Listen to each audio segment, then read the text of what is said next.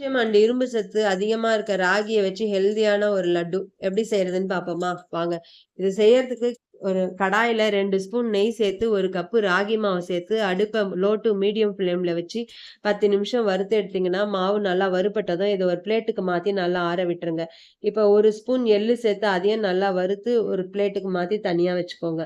ராகி அளந்த அதே கப்லயே 1/2 கப்பு வேர்க்கடலை சேர்த்து நல்லா வறுத்து எடுத்துக்கோங்க. இப்ப கேஸ் ஆஃப் பண்ணிட்டு அந்த சூட்லயே 4 ஏலக்காய் போட்டு வறுத்து எடுத்துக்கோங்க. ஆற வச்ச வேர்க்கடலைய தோல் நீக்கிட்டு மிக்ஸி ஜார்ல சேர்த்து அரைச்சு எடுத்துட்டு வந்துட்டு, அதுல ஒரு 1/4 கப்பு காஞ்ச திராட்சைய சேர்த்து நல்லா அரைச்சு எடுத்துட்டு வந்துருங்க. நம்ம காஞ்ச திராட்சை சேர்க்கறதுனால நல்லா லட்டு பிடிக்கிறதுக்கு வசதியா இருக்கும்.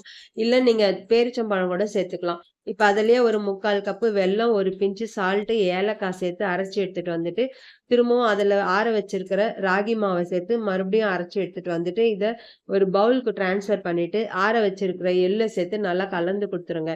இப்ப அப்படியே நம்ம லட்டு பிடிக்கலாங்க. இதுல பாலு வேற எதுவும் ஊத்த வேண்டிய அவசியமே கிடையாது. ஆனா நம்ம குழந்தைங்களுக்கு குடுக்க போறோம். நல்லா ஹெல்தியா இருக்கணும், வாசனையா இருக்கணும்னா, வேணும்னா ஒரு 4 ஸ்பூன் நெய் உருக்கி அதுல ஊத்தி மறுபடியும் லட்டு புடிச்சுக்கலாம். நான் நெய் ஊத்தாமயும் செஞ்சிருக்கேன். நெய் ஊத்தியும் செஞ்சு காமிச்சிருக்கேன். பார்த்துக்கோங்க.